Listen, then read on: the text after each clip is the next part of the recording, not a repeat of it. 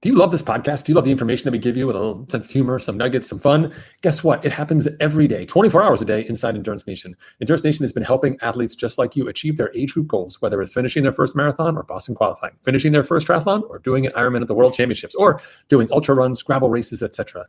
Many cases during the summer months, we have athletes racing all over the country, in fact, the globe, at events of all different varying shapes and sizes.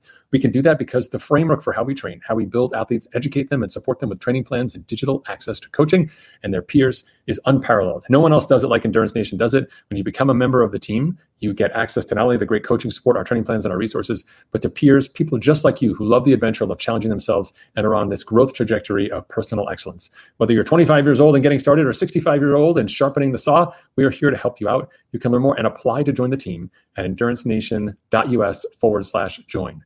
That's www.endurancenation.us/join. I look forward to seeing your application.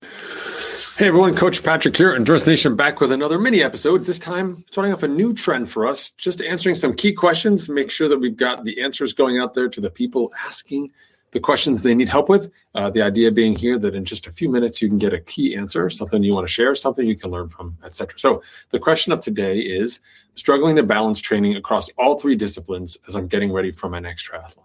How do I do it? What's the secret? Where do I go from here? This is a pretty common dynamic and something we've seen for a long time inside Endurance Nation. The whole concept of triathlon brings with it both challenges and opportunities. On the opportunity side, having multi-disciplines means like you're never bored. You have lots of different modalities to cross-train. You have lots of opportunity, lots of different social connections, just lots of different opportunities, right? Inside, outside, water, land, bike, all the things, right? Bike, land, not the same. I'm just saying, for those of you who bike, you know. But then on the con side, there also becomes this massive issue around scheduling, right? Where you have to try and fit in all of the workouts you need to fit in. But then there are criteria for each of the workouts that make them unique, right? So your pool's only open certain times, depending on where you live, or your access to water is somewhat limited. Your ability to ride during the week is limited by your schedule and daylight hours. But on the weekends, you have a little more flexibility. And you want to be able to do running as well. But some of those runs need to be after those bikes, or they need to be staggered such that depending on the workout you're doing on Tuesday, you're doing a different workout on Wednesday as well. And things can quickly spiral out of control and you feel like you're losing out. So here are a couple easy ways that you can make sure that you're hitting all the things you need to hit during your workouts across the course of your training for triathlon. Number one, start early enough that you've built some just good functional fitness, right? So don't wait until 12 weeks out. Don't wait until the race is right around the corner to start training.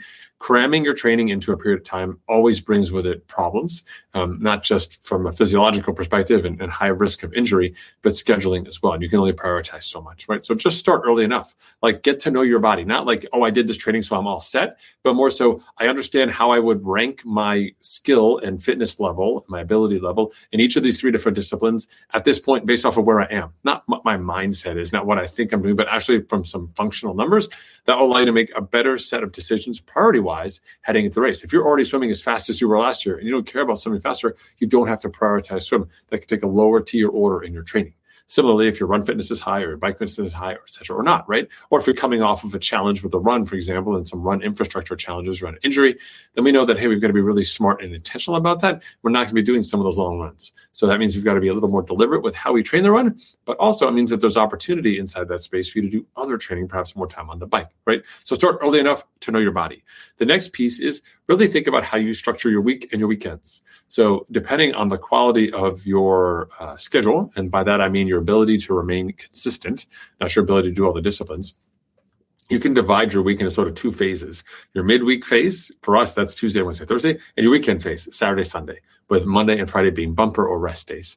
We think about those two different blocks. We do two different things. We tend to do more of a volume on the weekends, more of a quality during the week. And so you can distribute the workouts such that you can always do a bike and the run on the weekends, which means you have a chance to do two bikes and a run, or two runs and a bike during the week.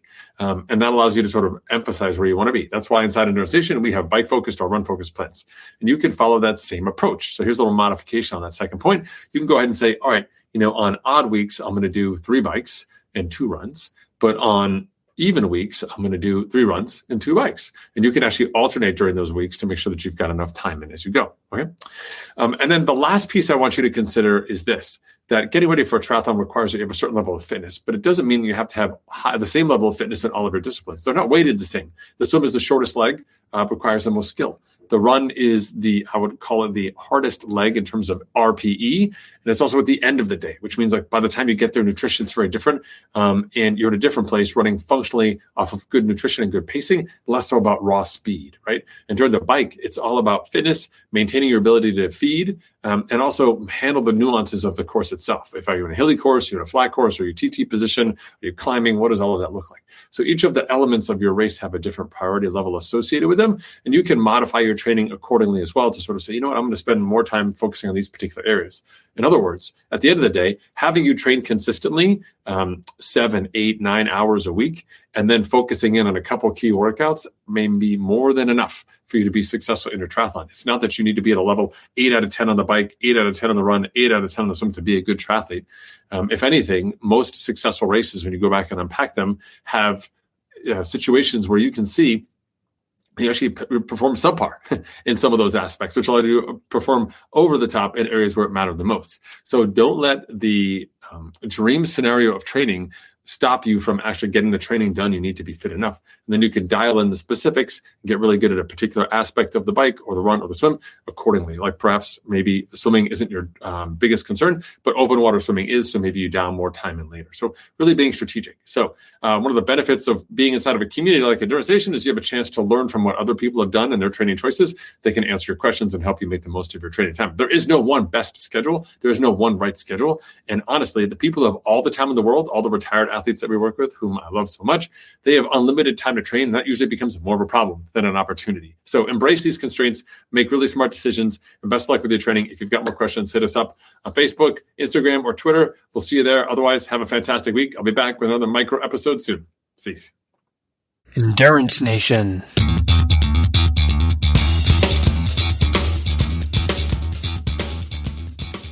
Hey, podcast fans. I know you love the podcast because here you are, you're listening to it and you're still listening to me talk right now. Did you know you can get content just like this in your inbox once a month?